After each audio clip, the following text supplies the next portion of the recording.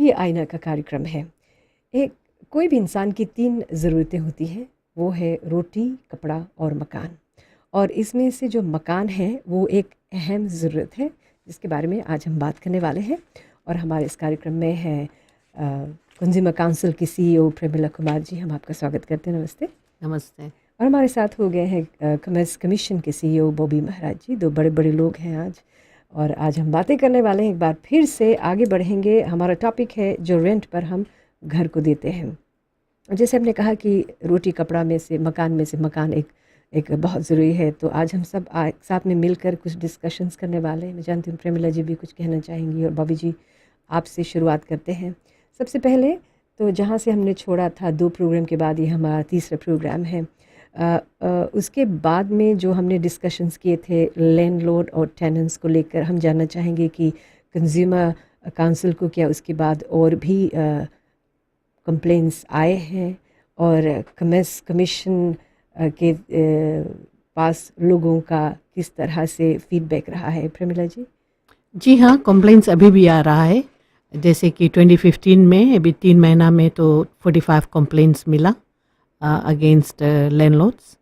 और कंप्लेंट्स आता ही रहेगा अनलेस एंड अनटिल लेजिस्लेशन नहीं रहेगा। We have to work towards a legislation जो कंज्यूमर्स राइट और रिस्पॉन्सिबिलिटी और लैंडलॉर्ड के राइट्स और रिस्पॉन्सिबिलिटी क्लियरली लिखा रहेगा। तो उस तरह से दोनों के राइट्स अच्छा से प्रोटेक्टेड रहेगा। अभी कानून कुछ खास नहीं है, तो डिस्प्यूट्स होता रहेगा, और उसमें 2 पार्टीज़ का जो डिस्प्यूट्स रहेगा तो वो कंज्यूमर काउंसिल और कॉमर्स कमीशन में it will end up here. Bobby ji. जी हाँ, जो कॉमर्स कमीशन का जो स्टेट्स है, अगर जो हम पहले कोटा 2015 की ओर देखें तो हमारे पास 25 फॉर्मल कंप्लेंट्स रजिस्टर्ड हुआ है। इसके अलावा हमारे पास कुल मिलाकर 170 जो इनफॉर्मल इश्यूज़ रेज हुआ है। इनफॉर्मल इश्यूज़ में हम कहते हैं कि जो लोग आते हैं एडवाइस लेने के लिए, वो या तो कॉल कर या तो ईमेल पर हमसे क्लैरिफिकेशन आदि लेना चाहते हैं। तो हम क्या देखे हैं कि जो रिसेंट ट्रेंड ये क्या हो रहा है कि काफ़ी लैंडलॉर्ड्स और टेनेंट्स जो है बिफोर वो लैंडलॉर्ड और टेनेंसी एग्रीमेंट में एंटर होने से पहले वो कॉमर्स कमीशन कॉल कर या तो इन पर्सन आकर या तो ईमेल या तो हमारा फेसबुक पर जाकर जो उनका इश्यूज़ पर जो क्लैरिफिकेशन चाहते हैं वो क्लैरिफिकेशन ले लेते हैं। उसके बाद में वो अपना जो ट्रांजैक्शन को एग्जीक्यूट करते हैं। Let's talk about legislation. आपने कहा प्रेमिला जी कि जब तक लेजिस्लेशन ठोस नहीं हो जाता हम लोग इस पर चर्चा करते रहेंगे कॉमर्स कमीशन और कंज्यूमर काउंसिल के साथ में। बॉबी जी, इस पर आप कुछ कहना चाहेंगे, प्रकाश डालना चाहेंगे कि अभी लेजिस्लेशन में कितना प्रोग्रेस हुआ है? हाँ जी हाँ, जो हम लेगिस्लेशंस की ओर बात करते हैं तो हमारे जो देश में अभी भी जो लेगिस्लेशंस वो हैं, पर वो क्या है कि वो अलग अलग कानून के नीचे आते हैं। जैसे कि हमारे पास प्रॉपर्टी लॉ एक्ट है जो कुछ हद तक जो बिल्डिंग कंडीशंस है और जो एविक्शन नोटिस इत्यादि पर बात करता है। फिर हमारे पास जो डिस्ट्रेस ऑफ रेंट्स एक्ट है उसके नीचे क्या आता है कि जब टेनेंट्स रेंट नहीं पे करता है तो क्या क्या प्रोसेस हमें यूज़ करना पड़ता है। बेलिश इत्यादि का जो अधिकार है उस पर बात करता है। और जो तीसरा जो मेन लेगिस्लेशन अभी हम उस पर रिलाई करते हैं वो है जो फेयर रेंट्स एक्ट, जो म्यूनिसिपल काउंसिल्स हैं, टाउन और सिटी काउंसिल्स को उनको एनफोर्स करना पड़ता है। इस कानून में क्या है कि वो डिटरमिन करता है कि रेंट किस तरह से डिटरमिन करना चाहिए, कौन इस कार्य को कर सकता है, और अगर जो रिपेयर्स एंड मेंटेनेंस पर जो टेनेंट का अधिकार क्या है वो सब है। और जो कॉमर्स कमीशन डिग्री 2010 है उस पर जो स्पेसिफिक एरिया जो कवर्ड होता है वो है जो रेंट फ्रीज पर। तो ये सब कानून अभी फिजी में है, पर जो हमारी सरकार की जो प्लान है कि इस सब को मिलाकर हम एक कानून बनाए, और इसी ही कानून में जो लैंडलॉर्ड एंड टेनेंट्स एक्ट या तो लैंडलॉर्ड एंड टेनेंट्स लेजिस्लेशंस कहलाएगा, उसमें इस सभी इश्यूज़ को बनाकर एक ही लेजिस्लेशन के नीचे लाया जाए। प्रेमिला जी, लेजिस्लेशन को लेकर बॉबी से आप कुछ और सवाल करना चाहती हैं, just to clear the air? I think Bobby is on the right path. Legislation होना ही चाहिए। अभी बॉबी ने मेंशन किया कि कितना लेजिस्लेशन है, सब पीस मिल बेसिस पे है, डिफरेंट ज्यूरिसडिक्शन के नीचे आता है। तो कुछ लेजिस्लेशन जो 1975 में बनाया गया था उसको तो अगर आप जो ऑर्गेनाइजेशन को इन्फोर्स करना चाहिए, जैसे म्यूनिसिपल काउंसिल है, मेनली फेयर रेंट्स एक्ट पे काम करते हैं और डिस्ट्रेस ऑफ रेंट पे, अगर उनसे पूछेंगे तो उनको तो पता ही नहीं है कि उसके भी कुछ रिस्पॉन्सिबिलिटीज़ है। इतना पुराना हो गया पुराना के अलावा उनको खुद मालूम ही नहीं कि उनके पास भी एक लेजिस्लेशन है जो उनको इन्फोर्स करना चाहिए। इतना बुरा हाल है अभी लैंडलॉर्ड टेनेंसी के जो डिस्प्यूट्स आता है, क्योंकि कोई भी रिस्पॉन्सिबिलिटी नहीं लेते। और जस्ती करके डिस्प्यूट्स होता है रेंट पे कि no quality of the house ठीक नहीं है, मैं क्यों इतना ज़्यादा रेंट भरता हूँ। और फिर दूसरा है बॉन्ड्स, कि बॉन्ड्स रिफंड नहीं करना चाहते जो लैंडलॉर्ड रहता है। तो चलिए कुछ और सवाल करते हैं बॉबी जी आपसे। कैसे कंडीशंस हैं जो एक लैंडलॉर्ड अपने टेनेंट्स पर थोप नहीं सकता?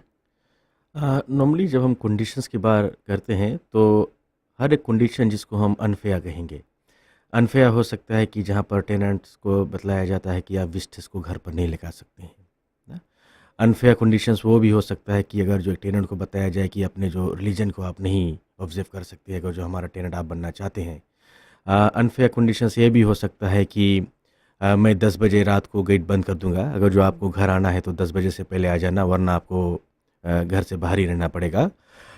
तो ऐसी कुछ कंडीशंस है। और जैसे कि कभी कभी हम क्या देखते हैं कि जो लैंडलॉर्ड्स है वो टेनेंट्स की जो प्राइवेसी पर इन्वेट करना चाहते हैं ना, वो हर समय चाहते हैं कि टेनेंट्स लैंडलॉर्ड्स को बताए कि उसके घर पर कौन आया है, कितना दिन रहेगा और वो क्या करने आया है। तो ये सब जो है कंडीशंस है जो फ़िलहाल हम सोचते हैं कि जो टेनेंट्स पर नहीं इम्पोज करना चाहिए, जिसको हम कहते हैं जो प्रोहिबिटिव टर्म्स, माने जो कंडीशंस है जो टेनेंट्स के डिसएडवांटेज में रहता है। तो जैसे अभी हम लोग डिस्कस कर रहे थे कि इस पर अभी कोई लेजिस्लेशन नहीं है, अभी इस पर कोई कानून नहीं बना है। जैसे आपने डिस्कस किया कि क्या चीज़ें हैं जो टेनेंट्स लैंडलॉर्ड टेनेंट्स पर थोप नहीं सकते। अगर जो टेनेंट्स इन सब चीज़ों के शिकार हो रहे हैं तो वो क्या कर सकता है? कॉमर्स कमीशन उनकी किस तरह से या कानून कैसा मदद कर सकता है? अगर जो किसी के साथ ऐसा हो रहा है और उनका जो टेनेंसी एग्रीमेंट में ऐसा कुछ कंडीशंस है, तो क्या कर सकते हैं, चाहे वो ऑफिशियली हमें नोटिफाई कर सकते हैं। अगर जो उनके पास ये डर है कि अगर जो वो कॉमर्स कमीशन पर जो आकर कंप्लेन करेगा, उसका लैंडलॉर्ड उनका एविक्शन नोटिस इत्यादि देगा, तो क्या कर सकते हैं, वो आकर हमें इनफॉर्मली बता देंगे और हमारा जो अल्टरनेटिव अप्रोचेस ऑफ इन्वेस्टिगेशंस है, हम उनको यूज़ कर इस मामले को छानबीन करेंगे। एक ब्रेक लेते हैं, फिर उसके बाद हम लोग एक और एक डिस्कशन में आगे बढ़ेंगे। तीनों जन, खासतौर से प्रमिला और बॉबी, आप जी एक खास डिस्कशन करने वाले हैं क्योंकि ये हमारा 3rd प्रोग्राम है इसी टॉपिक पर। अगर जो आप हमारे पास कॉल करके कुछ पूछना चाहते हैं प्रमिला जी से और बॉबी जी से, तो हमें आप कॉल कर सकते हैं 3220-902 या 3220-903 ब्रेक के बाद।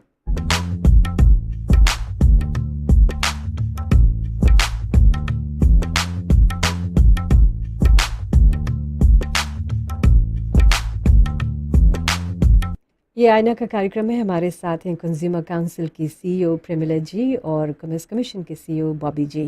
तो बात करते हैं प्राइवेसी ऑफ लैंडलॉर्ड और टेनेंट्स को लेकर, और हम देखेंगे इस पर कंज्यूमर काउंसिल क्या कहता है। प्रमिला जी आप और बॉबी आप, तो इसमें क्या क्या लागू होता है? एक लैंडलॉर्ड की कितनी प्राइवेसी होती है और एक टेनेंट की प्राइवेसी, दोनों एक दूसरे को कहाँ तक रिस्पेक्ट करें?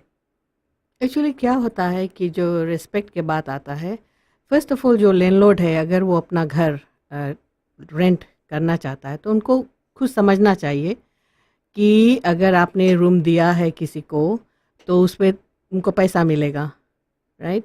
That's it's just a transaction, ठीक है, फाइनेंशियल ट्रांजैक्शन। तो उसमें वो 1000 कानून ले आता है और अनफेयर कॉन्ट्रैक्ट टर्म्स जो हम कहते हैं, जो बॉबी ने भी स्पेल आउट किया, वो सब कॉन्ट्रैक्ट में डाल देते हैं। और अभी क्या है कि घर खरीदना बहुत मुश्किल हो गया, घर के दाम बहुत ज़्यादा हो गया और फिर उसी कारण से जो टेनेंसी वगैरह है उसका जो रेंट वगैरह है वो काफ़ी ऊपर जा रहा है। सो थैंक गॉड जो कॉमर्स कमीशन और गवर्नमेंट ने जो रेंट फ्रीज लगाया गया, उसके अलावा भी देखा जाता है कि जो लैंडलॉर्ड्स है वो बहुत कनिंगली रेंट फिर भी इंक्रीज कर देते हैं, क्योंकि जो टेनेंट्स है इतना डेस्परेट है अभी कि उनको तो छत चाहिए रहने के लिए, तो वो काफ़ी कॉम्प्रोमाइज सिचुएशन में रहते हैं। क्योंकि अगर हम कहेंगे कि अच्छा ठीक है ये घर नहीं पसंद है तुम दूसरे घर में जाओ, it's not possible to find a house. तो ऐसा ऐसा सिचुएशंस भी आता है। और जो प्राइवेसी के बात होता है, देखा गया है कि लैंडलॉर्ड्स बहुत भारी कंडीशंस डालते हैं क्योंकि वो कर सकते हैं। Demand for houses have gone up, तो इसीलिए वो जो डिमांड है रेंटल प्रॉपर्टीज़ के और with in the reasonable rent के कारण लैंडलॉर्ड्स जो होते हैं वो अपने आप को बहुत सुपीरियर समझते हैं as compared to a tenant. जैसे it's not a fair market place ना, वो अपना कंडीशंस डालते रहते हैं और जो पैसा भर के रहता है उनको सब चीज़ सुनना पड़ेगा। हाँ, और एक जब टेनेंट को देखे तो वो लैंडलॉर्ड पर कोई फेवर, मतलब कि जो लैंडलॉर्ड है वो टेनेंट पर कोई फेवर नहीं कर रहा है, बिकॉज जो टेनेंट है he is actually paying to buy the product. तो एक तरह का बिजनेस है। अगर जो लैंडलॉर्ड अपने टेनेंट्स की देखभाल अच्छी तरह से करता है तो बदले में उन्हें पैसा मिलता है, कोई फ्री जाकर नहीं रहता है। तो यहाँ पर हम देखते हैं कि जब लैंडलॉर्ड टेनेंट को फ्लैट देता है तो उसे क्या प्रोसेस फॉलो करना चाहिए which is in the boundaries जो कमर्स कमीशन ने जो रूल्स ले किया है। जी हाँ, जो कोई भी फ्लैट जो रेंट पर जाता है तो उसका जो कोई कुछ जो की रिक्वायरमेंट्स है कि अगर जो टेनेंट्स आता है घर देखने के लिए, अगर जो टेनेंट को घर पसंद है उसके copy of the tenancy agreement देना चाहिए कि जाइए इसको पढ़कर देखिए, अगर जो आपके जो हमारा जो टर्म्स एंड कंडीशंस है इस पर आप अग्री होते हैं तभी आप साइन कर दीजिए। अगर जो आपसे कुछ आप चेंजेस चाहना चाहते हैं वो भी हमें बताइए, हम उसको देखेंगे कि अगर जो चेंजेस ज़रूरी है हम उसको चेंज करेंगे। और फिर जो एक कंडीशन रिपोर्ट रहता है जिसको हम कहते हैं कि दोनों जन जो दोनों पार्टी हैं at the beginning of the tenancy उनको मिलकर पूरे जो प्रॉपर्टी को इंस्पेक्ट करना चाहिए और देखना चाहिए कहाँ कहाँ पर डिफेक्ट्स है और क्या क्या जो है वो ऑलरेडी डैमेज है, ताकि जब बाद में लैंडलॉर्ड टेनेंट्स पर यह डिस्प्यूट ना आ सके कि किसने किस जो प्रॉपर्टी को डैमेज किया है इत्यादि को। तो जो अग्रीमेंट है ये यानी कि जो बॉन्ड और रेंट लेने से पहले उनको टेनेंट को दे देना चाहिए और बताना चाहिए कि आप इसके पढ़िए, अगर जो आप इस अग्रीमेंट से अग्री होते हैं तभी आप इस टेनेंट्स के अग्रीमेंट में साइन करना चाहते हैं। हम क्या देखते हैं अभी क्या होता है, कहीं जगह पर जो अग्रीमेंट वो बाद में टेनेंट को दिया जाता है। मान लीजिए कि अगर जो आज टेनेंट आया है प्रॉपर्टी देखने के लिए तो लैंडलॉर्ड कहता है कि अच्छा बॉन्ड दे दीजिए, जो रोज आप आएंगे उस दिन आप रेंट भर सकते हैं, और जो अग्रीमेंट है वो कुल मिलाकर 2-3 हफ्ते बाद टेनेंट्स को दिया जाता है। बाय द टाइम टेनेंट को जो अग्रीमेंट मिलता है तब टेनेंट रियलाइज़ करता है कि जो कंडीशन है उसके लिए अच्छा नहीं है ना, पर बाद में वो कुछ देर हो जाता है क्योंकि टेनेंट ने जो अपना मूविंग कॉस्ट है उनको इनका कर लिया है, वो अपने परिवार के साथ अगर वहाँ रहने लगा है तो सम और ज़्यादा वो एक प्रेशर में रहकर उस अग्रीमेंट को साइन करके लैंडलॉर्ड को दे देते हैं, और लैंडलॉर्ड क्या कर सकता है बाद में उसी अनफेयर कंडीशंस पर टेनेंट्स पर कई तरह का जो कानून है वो इम्पोज करना चाहता है। और दूसरा बात है जिसे काफ़ी टेनेंट्स ये नहीं समझते हैं कि वो जो कॉन्ट्रैक्ट बनाया गया है लीज अग्रीमेंट वो नेगोशिएबल है, यानी कि वो बात करके उसको चेंज कर सकते हैं। मेजॉरिटी ऑफ द टेनेंट्स ये समझते हैं कि अग्रीमेंट दे दिया है लैंडलॉर्ड, बस पढ़ लिया है तो साइन करना ही पड़ेगा। जैसे वो बैंक में जाकर नहीं अपना कॉन्ट्रैक्ट साइन करते हैं, वहाँ पे क्रॉस कर देते कि यहाँ साइन कर दो, तो वो थिंकिंग से वो जाते हैं। पर ऐसा नहीं होना चाहिए क्योंकि टेनेंट्स नेगोशिएट कर सकते हैं कॉन्ट्रैक्ट को, तो वो अपना अधिकार अच्छी तरह से यूज़ करे। वही मैं कहने वाली थी, अगर जो टेनेंट्स जाने कि उनका अधिकार क्या है और अपने आप को भली भांति इससे फेमिलियराइज कर लें, इसीलिए हम इस तरह के प्रोग्राम लेकर आते हैं क्योंकि हमको मालूम है कि लैंडलॉर्ड और टेनेंट डिस्प्यूट्स बहुत ज़्यादा है। तो अगर जो टेनेंट को मालूम हो जाए उन्हें क्या करना चाहिए, जैसे आपने कहा कि एग्रीमेंट को निगोशिएट कर सकता है, चेंजेस ला सकता है और तब फिर जाकर चेंज करे, तो इससे जो लैंडलॉर्ड होते हैं वो भी दोबारा सोचेंगे क्योंकि उन्हें पैसा चाहिए और बहुत दिनों तक फ्लैट खाली भी रखेंगे तो उनका इनकम भी नहीं आएगा। तो मेरे ख्याल से यहाँ पर टेनेंट्स को अपना हक जमाना चाहिए और they should stand the ground कि ये करना चाहिए। इससे जुड़ा एक और एक सवाल है, मकान मालिक अगर जो रेनोवेशन करना चाहता है तो इसकी उनके और टेनेंट की क्या जिम्मेदारियां होनी चाहिए? ये जो अगर जो किसी भी तरह का जो रिपेयर्स एंड मेंटेनेंस ये 2 स्टेजेस पे हो सकता है। एक तो टेनेंसी स्टार्ट होने से पहले, मान लीजिए टेनेंट जाता है प्रॉपर्टी को देखता है और कहता है कि वो इस प्रॉपर्टी में इंटरेस्टेड है, पर वो चाहता है कि लैंडलॉर्ड कुछ कुछ जो चेंजेस कर सके। मान लीजिए अगर जो लूवर्स मिसिंग है तो वो कहता है कि चाहे इस लूवर ब्लेड्स को लगा दीजिए। मान लीजिए जो टेप लीक करता है तो लैंडलॉर्ड से कहता है कि अच्छा टेप बना दीजिए, या तो पाक इत्यादि चीज़ की ज़रूरी है। तो अगर जो ऐसा कुछ होता है जो अग्रीमेंट साइन करने से पहले, तो ये बहुत बहुत ही ज़रूरी है कि अगर जो लैंडलॉर्ड कहता है कि अच्छा हाँ अग्रीमेंट साइन कर लीजिए या मैं बाद में कर दूंगा, तो टेनेंट क्या कर सकता है, जो साइन कॉपी से पहले उस कमेंट्स को उस पर लिख सकता है, ताकि वो एक रिकॉर्ड पर आ जाए कि टेनेंट और लैंडलॉर्ड ने ये एग्री किया है। जी। अगर जो during the period of tenancy होता है, मान लीजिए टेनेंट मूव इन हो गया है और कुछ रिपेयर्स एंड मेंटेनेंस रिक्वायर्ड है, तो देखना पड़ेगा कि किस तरह का रिपेयर्स है। अगर जो माइनर रिपेयर्स जो टेनेंट्स के निगलिजेंस से कोज हुआ है तो टेनेंट्स को खुद उसे बनाना पड़ेगा। अगर जो लैंडलॉर्ड को इस रिपेयर को करना पड़ेगा जो मेन रिपेयर्स है, तो उसमें टेनेंट्स को ज़रूर उसको लिख कर बताना चाहिए और लैंडलॉर्ड को रिजनेबल टाइम देना चाहिए कि वह उस पर कार्य कर सके। एक ब्रेक लेते हैं बॉबी जी, फिर उसके बाद ब्रेक के बाद आएंगे, क्योंकि हमें कुछ शिकायतें मिली है टेनेंट से कि अभी जबकि रेंट फ्रीज है तो जो लैंडलॉर्ड्स होते हैं वो कहते हैं हमें रेनोवेशन करना है, और वो घर को रेनोवेट नहीं करते हैं बल्कि दूसरे टेनेंट को लेकर आते हैं, रेंट बढ़ाते हैं। तो हम चाहते हैं कि आप हमारे पास भी कॉल करके कुछ सवाल, इससे जुड़ा सवाल जो है वो कर सकते हैं आईना में।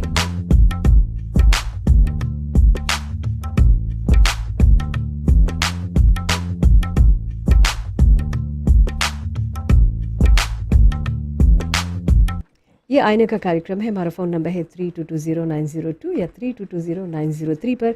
आप अगर जो टेनेंट है, लैंडलॉर्ड हैं, कुछ कहना चाहते हैं, कुछ सवाल करना चाहते हैं, आप पूछ सकते हैं। हमारे साथ प्रमिला जी हैं और बॉबी जी भी हैं। तो रेनोवेशंस की बात जब चल रही थी, रेंट फ्रीज है, कुछ मकान मालिक टेनेंट को कहते हैं घर खाली करो, रेनोवेशन करना है, रेनोवेशन नहीं करते हैं बल्कि दूसरे टेनेंट को घर देते हैं, फ्लैट देते हैं और दाम बढ़ाकर। इस पर किस तरह से रोकथाम किया जा सकता है? एक टेनेंट इस पर क्या कर सकता है और इसमें लैंडलॉर्ड्स को क्या कहेंगे? What are some things that you'd want to maybe not warn them with, but अगर जो ये ऐसा करते हैं तो फिर उनके खिलाफ क्या कोई कार्रवाई की जा सकती है? जी हाँ, अगर जो हम देखें जो रेंट फ्रीज है वो 31 दिसंबर 2015 तक लागू है। तो इस पीरियड में लैंडलॉर्ड अपने जो रेंट वो बढ़ा नहीं सकता है। अगर जो टेनेंट को ऐसा कुछ आता है कि वो जानने उसके समझ में आता है कि ये रेंट शेड बढ़ चुका होगा, वो क्या कर सकते हैं कि अगर जो टेनेंट्स को एक एविक्शन नोटिस मिला था, तो काफ़ी हद तक आजकल जो टेनेंट्स है वो चाहे कंज्यूमर काउंसिल ऑफ फिजी या फिजी कॉमर्स कमीशन में ज़रूर जाते हैं और उस पर छानबीन करते हैं। तो अगर जो नया टेनेंट मूव इन होता है तो उनको चाहिए कि चाहे वो अपने से जो उसको पता लग जाए कि इसका रेंट बढ़ाया गया है, या तो कॉमर्स कमीशन या कंज्यूमर काउंसिल को हर समय कॉल कर चेक सकता है कि अगर जो इस प्रॉपर्टी पर कभी उनके पास एक कंप्लेन आया था। अगर जो टिप ऑफ मिल जाता है हमें तो हम उस पर ज़रूर इन्वेस्टिगेट करेंगे, और अगर जो एविडेंस आता है सामने कि रेंट बढ़ाया गया है तो उस इशू को हम ज़रूर उसको जो कोर्ट में ले जाकर जो कोर्ट प्रोसीडिंग्स को इनिशिएट करेंगे। तो ये इन्फॉर्मेशन टेनेंट्स पा सकता है कुछ हद तक, या तो हमें टिप कर सकता है कि मैं इस फ्लैट में मूव इन हुआ हूँ और मैं जानना चाहता हूँ कि इसका रेंट पहले कितना था। तो अगर जो टिप ऑफ हमें मिल जाता है तो हम ज़रूर जाकर लैंडलॉर्ड को कह सकते हैं कि अपना जो पुराना रिसीट बुक्स दादी हमें दे, और हम वो ज़रूर उसको पा सकते हैं। ये अच्छी बात है, क्योंकि यहाँ एक्चुअली पर वो हाँ, बहुत डिफ़िकल्ट भी हो जाता है टेनेंट के लिए जब वो मूव इन होते हैं। अनलेस एंड अनटिल अगर नेबर्स से पूछेंगे कि अच्छा इससे पहले यहाँ पर कौन था, कितना रेंट भर रहा था, तो शायद कुछ लीड्स मिलेगा।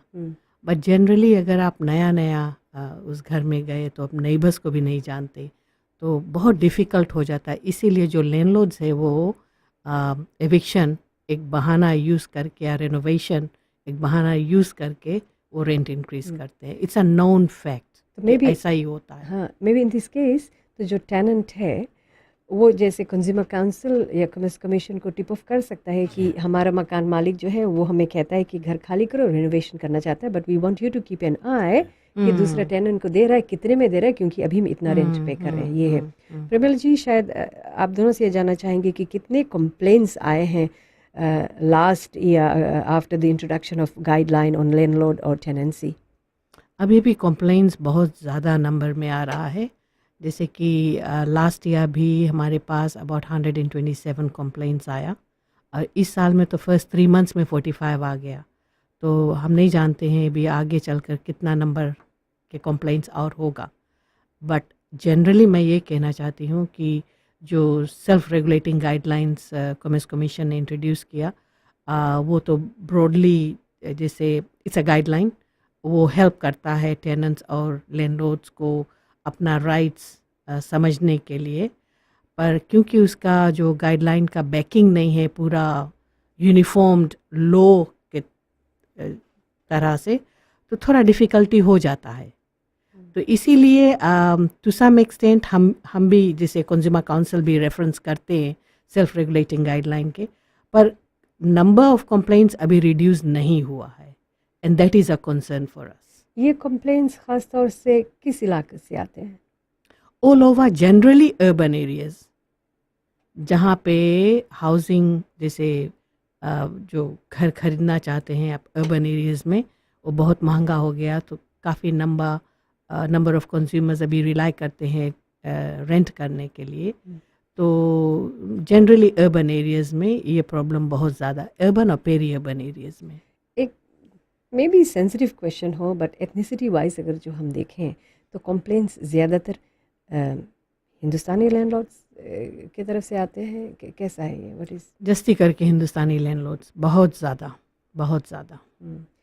और इतना भी कभी कभी बहुत अनोइंग हो जाता है कि जब लैंडलॉर्ड बात समझते नहीं हैं, जैसे वो कानून अपने हाथ में लेना चाहते हैं।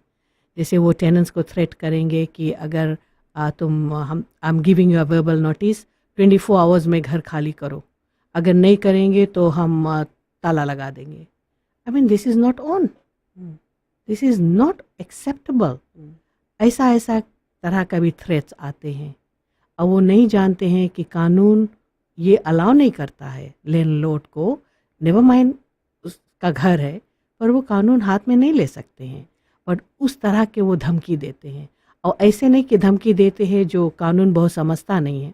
अभी लास्ट वीक मेरे पास एक प्रोफेसर का कॉल आया यूएसपी से, वो भी कहीं लोदाला बीच में रेंट कर रहा है, और उसके भी लैंडलॉर्ड इतना तंग करने लगा, उनके पास एक चाबी भी है घर के फ्लैट के, और उनके प्राइवेसी भी इन्वेट करता है, और छोटा छोटा मुद्दा लेकर, जैसे कि उसके कार पार्क्ड है, उसे अगर थोड़ा ऑयल गिर गया है ड्राइववे पे, उसके इतना बड़ा इशू बना लिया। अब वो तो जान के तो नहीं गिराया, इट्स अ व्हीकल, उसने कहा कि मैं पोस्ट दूंगी या आई विल रिमूव इट, पर वो समझता नहीं है, and he is making a big issue out of nothing.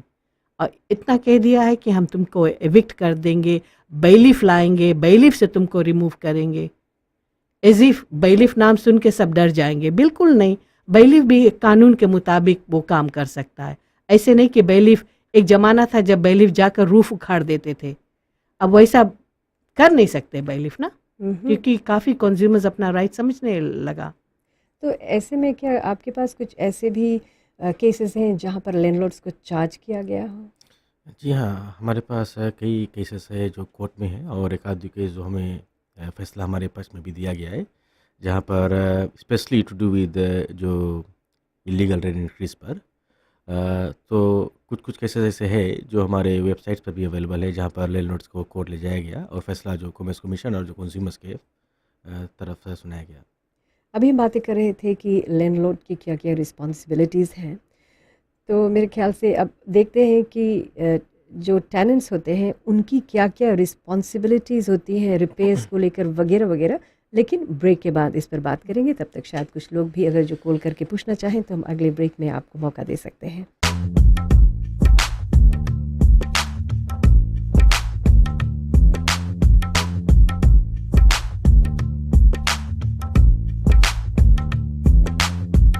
तो ये आईना का कार्यक्रम है, इस घंटे हम आपके कॉल्स को ले सकेंगे। तो हम बातें कर रहे थे जो टेनेंट्स होते हैं उनकी रिस्पॉन्सिबिलिटीज़ क्या होनी चाहिए। लैंडलॉर्ड्स पर बौछार काफ़ी पड़ता है, तो मेरे ख्याल से कुछ ऐसे टेनेंट्स होंगे जो शायद मिलकर काम नहीं करते हैं या फिर अपनी रिस्पॉन्सिबिलिटीज़ नहीं जानते। इस पर कुछ बात करते हैं। बिल्कुल, टेनेंट्स ऐसा भी होते हैं जो अपना रेंट समय पे नहीं पे करते हैं, और दूसरा है वो भाग जाते हैं विदाउट इन्फॉर्मिंग द लैंडलॉर्ड, क्योंकि वो काफ़ी एरियर्स में रहते हैं, और लैंडलॉर्ड काफ़ी ट्रस्टिंग रहते हैं कि अच्छा ठीक है अभी पैसा नहीं है बाद में दे देना, तो 1 महीना 2 महीना 3 महीना हो जाता है डिफ़ॉल्ट में। तो अरियर्स जब हो जाता है तो ट्राई करते हैं कि उस जगह से दूसरा जगह जाने के। काफ़ी यूटिलिटी बिल्स भी छोड़ देते हैं जो टेनेंट्स को फिर लैंडलॉर्ड को पिक करना पड़ता है। और फिर अपना जो घर है वो अच्छा से रखते नहीं हैं, काफ़ी ब्रेकेज होता है, जैसे वो शीशा वगैरह फोड़ देते, टाइल्स निकाल देते हैं, बहुत डैमेज कर देते हैं। मेला से रखते हाँ, हैं, मैला पेंट्स से वगैरह। रखते हैं, जैसे कोई रिस्पॉन्सिबिलिटी नहीं लेते हैं। तो इसमें तो प्रॉब्लम होगा, तो लैंडलॉर्ड्स तो फिर अपना भी एक्शन लेगा क्योंकि उसका घर है। हम्म। कुछ कॉलर्स को मौका देते हैं और शायद कुछ सवाल करना चाहते हो। हम आपका स्वागत करते हैं आईना में। नमस्ते जी, आपका नाम, कहाँ से कॉल किया है, सवाल क्या है आपका? हेलो जी, मैं हूँ हरीलाल नबका नांदी से बैलीफ। जी अच्छा, लैंडलॉर्ड और टेनेंट के विषय में बात हो रही है ना। जी हाँ। आजकल देखा जाए कितना लैंडलॉर्ड्स क्या करते हैं, वो बिना रेंटल कंसेंट के फ्रॉम लैंड डिपार्टमेंट या नेटिव लैंड के कंसेंट से वो लोग रेंट पे घर दे दिया करते हैं, और फिर बाद में टेनेंट्स को निकालना चाहते हैं और टेनेंट्स निकलते नहीं है क्योंकि कहते हैं ये इलीगल ऑक्युपेंसी है और आपने मुझे घर दिया, अब मैं नहीं निकलूंगा। तो इस पर क्या किया जाए? जी हाँ भाई जी, जैसे आपने कहा है तो इसमें अगर जो हम देखें, जो पहला स्टेज पर जो लैंडलॉर्ड है वो ही चुका था, क्योंकि अगर जो उसका मान लीजिए हाउसिंग अथॉरिटी ब्लॉक है तो उनको हाउसिंग अथॉरिटी को $100 भरकर उनका कंसेंट लेना बहुत ही ज़रूरी है। अगर जो कंसेंट नहीं है तो वो खुद अपने ही जो लीज एग्रीमेंट का कंडीशंस ब्रीच करता है। अगर जो टेनेंट उस गैप्स को आइडेंटिफाई कर लिया है और कहता है कि मैं नहीं निकलूंगा, तो इसमें अब टेनेंट को, लैंडलॉर्ड को क्या करना पड़ेगा कि जी एक जाकर हाई कोर्ट एप्लीकेशन देना पड़ेगा, और हाई कोर्ट ऑर्डर अगर जो मिल जाता है तभी वो जाकर उस टेनेंट को एविट कर सकता है। ठीक है। तो यहाँ पर क्या होता है जी, अगर हाई कोर्ट जाया जाए तो जो लैंडलॉर्ड का कॉस्ट है वो बढ़ जाता है और टेनेंट्स फिर यहाँ पर रेंट भी नहीं भरता। अ, जो लैंडलॉर्ड का है वो जब हाई कोर्ट जाता है वो सभी समय वो एप्लीकेशन दे सकता है कि अगर जो कॉस्ट उनका है वो जो टेनेंट को बेयर करना पड़ेगा, तो इसमें जो लैंडलॉर्ड है वो ज़रूर जाकर कोर्ट से मांग सकता है कि apart from the eviction notice I also request for the court cost to be ordered. हाँ, तो क्या इसके मतलब इलीगल ऑक्युपेंसी नहीं रहे हो? भाई जी, अगर जो कानूनी तौर पे वो जो रेंट आउट करते हैं। अगर जो कंसेंट नहीं है तो क्या होता है कि जो अपना जो लीज एग्रीमेंट है उसको ब्रीच किया है, और टेनेंट जाकर इसे जो अप्रोप्रिएट लैंड ओनिंग यूनिट है उसको उस पर उसके साथ उस इशू को रेज कर सकता है। अच्छा, एक व्यक्ति अभी मेरे पास में जल्द में आया था, वो कहता है कि लैंड लीज एक्सपायर हो गया और टेनेंट निकले नहीं है। जब बोला जाए तो कहता है कि ये जमीन तेरा नहीं है, कारण तेरे पास में लीज नहीं है। तो इस पर भी कोर्ट कानूनी लिया जाए ना काम, भाई जी, कोर्ट एक्शन। अगर जो ज़मीन पर लीज नहीं है तो ना तो लैंडलॉर्ड का हुआ ना टेनेंट का हुआ। लीज एक्सपायर हो गया ना, जी जी हाँ ग्रेस पीरियड पे जाए अभी। जी हाँ। जी thank you very much call करने के लिए। रेंट की बात करते हैं। जो रेंट है वो कौन डिटरमिन करता है, लैंडलॉर्ड, टेनेंट, या फिर कोई इंडिपेंडेंट वैल्यू होने चाहिए? मेरे ख्याल से प्रेमिला जी इस सवाल को लेकर आप काफ़ी इंटरेस्टेड होंगी। फिलहाल जो कानून है, अगर जो हम उसको फेयर रेंट्स एक्ट के नीचे देखें, अगर जो एक प्रॉपर्टी अर्बन बाउंड्री में लोकेटेड है तो उस पर असेस जो लोकल गवर्नमेंट है वो अपॉइंट कर सकता है जो रेंट ऑफिसर, और रेंट ऑफिसर जाकर उस पर डिटर्मिनेशंस बना सकता है कि इस प्रॉपर्टी पर रेंट क्या रहेगा, और ये डिटर्मिनेशंस नॉर्मली 1 साल के लिए लागू रहता है कि अगर जो रेंट डिटर्मिन है 2015 का तो 2015 पर ही लागू रहेगा। पर हम क्या देखते हैं, जो हमारा नॉर्मल प्रैक्टिस फीजी में है कि जो रेंट है वो काफ़ी हद तक लैंडलॉर्ड डिटर्मिन करता है। वो कहता है कि ये मेरा प्रॉपर्टी है और मैं इसे इस डॉलर वैल्यू में रेंट पर देना चाहता हूँ। जब लैंडलॉर्ड ये रेंट्स को डिटर्मिन करता है तो हर समय कंसीडर करता है कि उस एरिया में वैसा प्रॉपर्टी किस रेट पर जाता है, तो वो एक फैक्टर आता है, और इसलिए काफ़ी हद तक हम कहते हैं कि जो रेंट है वो एक मार्केट डिटर्मिन करता है और डिमांड एंड सप्लाई पर निर्भर रहता है कि अगर जो एक एरिया में हाउसिंग का जो ऑप्शन वो कम है तो उस जगह पर काफ़ी वक्त तक रेंट ज़्यादा हो सकता है, और जहाँ पर ढेर जो रेंटल प्रॉपर्टीज़ है तो वहाँ पर रेंट कुछ हद तक कम भी हो सकता है। तो ज़्यादा तक तो लैंडलॉर्ड पर ये निर्भर रहता है, पर जब लैंडलॉर्ड इसको डिटरमिन करता है तो उसको मार्केट कंडीशंस को ज़रूर उस पर कुछ न करता है। जी हाँ, अभी तो करंटली यही होता है, पर आई एम कंसर्न कि जो टेनेंट्स है they are not able to do much और से मच। तो अगर वो डिस्प्यूट करते हैं, कभी कभी जो रेंटल प्रॉपर्टी रहता है बहुत बुरा हाल में रहता है, उनको फैसिलिटीज़ भी शेयर करना पड़ता है, जैसे एक ही वॉशरूम रहता है और टेनेंट्स को यूज़ करना पड़ता है। तो इस तरह के सिचुएशन में वो रहते हैं और रेंट बहुत ज़्यादा रहता है। तो एक वी जस्ट होपिंग कि जो फ्यूचर में जो कानून बनेगा तो उसमें अगर एक डिटर्मिनेशन प्रोविज़न रहेगा, जैसे कि अगर डिस्प्यूट रहे, जैसे कि whether that property is worth that rent और नॉट, तो एटलीस्ट वो डिस्प्यूट कोई और वैल्यूआ देखे independently would be good. I think that will be very good. जैसे जब लेजिस्लेशन बने, जैसे आपने कहा कि देखे कि किस इलाके में है, अगर जो प्राइम लोकेशन है और 1 बेडरूम का घर है तो उस पर because it's in a prime location तो रेंट ज़्यादा होने चाहिए। मेरे ख्याल से कंडीशन भी देखना बहुत ज़रूरी है। It's not only about the prime location. कुछ और कॉल उसको मौका देते हैं। नमस्ते जी, आपका स्वागत है। नाम क्या, सवाल है आपका? मेरा नाम संजय लाल है। मैं सिर्फ इतना जानना चाहता हूँ, अगर एक मान लीजिए घर आप 250,000 में खरीदा है और उसको आप रेंट पे देंगे, तो आप तो अंडा कोस करके तो रेंट पे देंगे नहीं ना, आपका जो रिटेन हो तो होना चाहिए। तो अब मान लिया जाए घर 250,000 लिए, तो आप उसको $300 तो रेंट में महीना में दोगे नहीं। It all depends on the condition. और मेरा क्वेश्चन है, फिर कोई के जबरदस्ती तो है नहीं, जिसको जो अफोर्ड कर पाए वही को तो देंगे ना। अच्छा भाई साहब, आपके इस सवाल का जवाब प्रेमिला जी और बॉबी जी देंगे ब्रेक के बाद।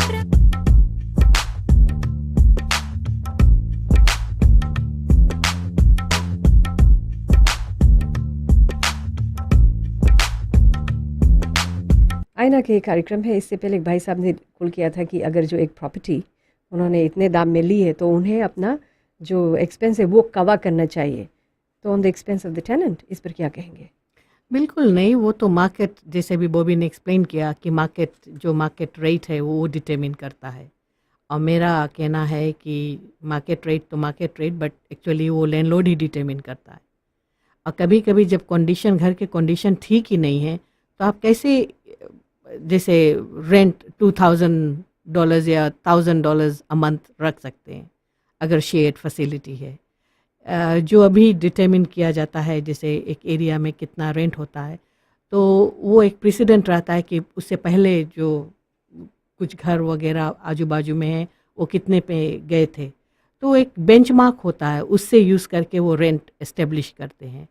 तो जैसे भाई साहब ने कहा है, वो चाहता है कि उनका जो इन्वेस्टमेंट है वो रिकवर करे वगैरह वगैरह, तो उस पर तो डिस्प्यूट आएगा। इसीलिए हम कह रहे हैं कि जो नवा कानून आएगा उसमें तो एक सेक्शन होना ही चाहिए रेंट डिटर्मिनेशन के। ऐसा डिस्प्यूट जब आता है तो एक इंडिपेंडेंट पर्सन आकर असेस करेगा कि वो रेंट ठीक है कि नहीं। तो ये सब जो नया कानून रहेगा इसमें ये सब डेफिनेटली देखा जाएगा ना। एडवर्टाइजिंग रेसिडेंशियल प्रॉपर्टी, किन बातों का ध्यान रखना चाहिए एक लैंडलॉर्ड को या फिर एक टेनेंट को? नॉर्मली तो ये एडवर्टाइज करता है एक लैंडलॉर्ड, उन्हें किन चीज़ों का ध्यान करना चाहिए? नॉर्मली जब कोई भी लैंडलॉर्ड अपना जो प्रॉपर्टी एडवर्टाइज करने की कोशिश करता है तो उनको ज़रूर ये बताना चाहिए कि वन, ब्रीफली बता प्रॉपर्टी डिस्क्रिप्शन, कहाँ पर लोकेशन है, उसका रेंट कितना है और क्या क्या फैसिलिटीज़ है जो अवेलेबल है ना। जैसे कि कभी कभी हम देखते हैं कोई कहता है कि 3 बेडरूम फ्लैट, पर वो 3 बेडरूम फ्लैट जब हम कहते हैं तो उसमें ये नहीं क्लियर रहता है कि इसमें कारपोर्ट्स इत्यादि है कि नहीं। तो ज़रूर मेन इन्फॉर्मेशन रहना चाहिए कि प्रॉपर्टी का ब्रीफ डिस्क्रिप्शन, कितना रेंट है और प्रॉपर्टी इंस्पेक्शन टाइम। नॉर्मली कभी भी क्या होता है कि जब हम एडवर्टाइज़ कर देते हैं तब जब टेनेंट करता है तो हम कहते हैं कि नहीं आज नहीं कल आना। टेनेंट आ भी जाते हैं लोकेशन देख कर, तो हम कहते हैं कि हम घर पर नहीं हैं, आप शाम को आएँ। तो ये सब देना ज़रूरी है ताकि जो टेनेंट्स को वो हेसल प्रोसेस से जाना नहीं पड़ेगा। प्रमिला जी? जी हाँ, बिल्कुल। वो एक पर्टिकुलर टाइम रखना ही चाहिए जब इंस्पेक्शन कर सकते हैं पोटेंशियल टेनेंट्स वगैरह, और वो देख सकते हैं प्रॉपर्टी को। तो that's important to be included in the advertisement. Advertisement जब निकालते हैं तो इट्स ऑल्सो गुड टू से कि लोकेशन के अलावा और क्या क्या सुविधा उसके नज़दीक में है, जैसे स्कूल्स होगा, शॉपिंग होगा, और अगर बस सर्विस करते हैं, तो ये सब डिटेल्स जब मिल जाता है तो एक पोटेंशियल टेनेंट को एक डिसीजन बनाने में इजी हो जाता है। एक और काफ़ी कॉमन फैक्टर था जिसे नोटिस किया गया था, जो न्यूज़पेपर में जब डालते थे फॉर रेंट और टू लेट, उसमें लोग एक स्पेशल रेशियल डिमांड रखते थे कि हमें हिंदुस्तानी टेनेंट चाहिए, ये सब। तो मेरे ख्याल से अभी कुछ हद तक शायद कम हुआ है, there is no more discrimination, क्योंकि इस बात का भी ध्यान में रखना चाहिए ना। जी हाँ, कभी कभी भी आप जब प्रॉपर्टी एडवर्टाइज करें तो आप किसी रईस या तो किसी रिलीजन पर रुकावट ना लगाएं, क्योंकि ये जो कॉन्स्टिट्यूशन के अगेंस्ट में भी रहता है कि जब आप डिस्क्रिमिनेटरी प्रैक्टिसेस में इन्वॉल्व होते हैं। बॉबी जी, जब क्या कॉमर्स कमीशन समय समय पर एट रैंडम जाकर जगह जगह पर, क्योंकि आप लोगों को मालूम है कि कहाँ से किस इलाके में जो प्राइम लोकेशंस है, जाकर आप लोग चेक करते हैं? जी हाँ, हमारे पास एक डाटाबेस हम क्रिएट किए हैं कि अगर जो मान लीजिए एक एरिया से हमें रिपीटेडली इन्फॉर्मेशन आता है कि टेनेंट्स को निकाला जाता है, एविक्शन नोटिस दिया जाता है, तो हम उसको नोट करते हैं और रेंडमली हम क्या करते हैं कि उस एरिया में जाकर जब मान लीजिए अगर जो टेनेंट को 1 मंथ नोटिस मिला है, तो नोटिस पीरियड के बाद में 1-2 हफ्ता बाद हम अपनी टीम को उस एरिया में भेजते हैं, जो जाकर पता लगाते हैं कि उस घर पर अब किस टेनेंट रहता है, वो कितना रेंट पे करता है, उनका रिसीट्स आदि हम चेक करते हैं, उनका एग्रीमेंट कॉपी इत्यादि हम लेते हैं। तो इस जो कार्य है हम लास्ट 2 ईयर्स में ज़रूर इसको शुरू किए हुए हैं। प्रेमिला जी, आप you are the voice of the people, consumer council, और लोग काफ़ी खुश हैं आप जिस तरह से लोगों को रिप्रेजेंट करती हैं। आप इस लैंडलॉर्ड टेनेंट लेजिस्लेशन में क्या क्या देखना चाहती हैं? What is something that you would want implemented? बहुत कुछ, क्योंकि अभी तो कुछ भी नहीं है, तो इसीलिए वो तो पूरा स्क्रैच से बनाना चाहिए। और उसमें तो जो रिस्पॉन्सिबिलिटीज़ रहता है टेनेंट्स का, लैंडलॉर्ड्स का रिस्पॉन्सिबिलिटीज़ वो होना चाहिए। बॉन्ड मनी कौन रखेगा और कैसे उसको फिर रिटर्न करना चाहिए टेनेंट्स को, वो बहुत क्रूशल हो जाता है। और दूसरा है जो अग्रीमेंट्स बनता है, तो अग्रीमेंट्स में एक अनफेयर कॉन्ट्रैक्ट टर्म्स नहीं यूज़ करना चाहिए। अगर यूज़ करते हैं तो वो एक एटलीस्ट एक ट्राइब्यूनल होना चाहिए जो देख सकता है कि क्या अनफेयर कॉन्ट्रैक्ट टर्म्स यूज़ करते हैं। और दूसरा है जो लैंडलॉर्ड्स है, उनको भी प्रोटेक्शन होना चाहिए, क्योंकि डिस्प्यूट दोनों तरफ से अराइज होता है। ऐसे नहीं है कि लैंडलॉर्ड सब टाइम सही रहते हैं और टेनेंट सब टाइम सही नहीं। That's why there is a dispute. दोनों के जो इंटरेस्ट है वो उसको प्रोटेक्शन मिलना चाहिए। बॉबी जी, आखिरी सवाल आपसे है कि जब आप इस नए कानून को बनाएंगे, कॉमर्स कमीशन किन स्टेक होल्डर्स के साथ मिलकर काम करने वाला है? जो कानून है ये जो through ministry of industry and trade, हमारा जो मिनिस्ट्री है उसके पास होगा, और ये ज़रूरी है कि जब इस कानून का जो ड्राफ्ट तैयार होगा तो हम यही कोशिश करें कि जितना ज़्यादा स्टेक होल्डर्स हो सके उन सभी को कंसल्ट करें, ताकि सभी का व्यूज़ इसमें लिया जा सके। लैंडलॉर्ड टेनेंट्स का, जो कंज्यूमर प्रोटेक्शन एजेंसीज़ है, जो रियल एस्टेट एजेंट्स है, जो रियल एस्टेट एजेंट्स का लाइसेंसिंग अथॉरिटी है, उस सब का व्यूज़ हम ज़रूर लेंगे। तो होपफुली इस साल के ख़त्म होने तक ये जो नया लेजिस्लेशन कानून वो आ जाएगा। फिर जैसे ये हो जाएगा तो हम फिर आपसे मुलाकात करेंगे। और आज इस कार्यक्रम में आने के लिए प्रेमिला जी, थैंक यू वेरी मच, नमस्ते। और बॉबी जी, थैंक यू वेरी मच। फिर थैंक यू वेरी मच। अब मुलाकात होती है जब लैंडलॉर्ड टेनेंट का जो एक्ट है, जो कानून है, वो बन जाता है, फिर उसके बाद में बात करेंगे। नमस्ते।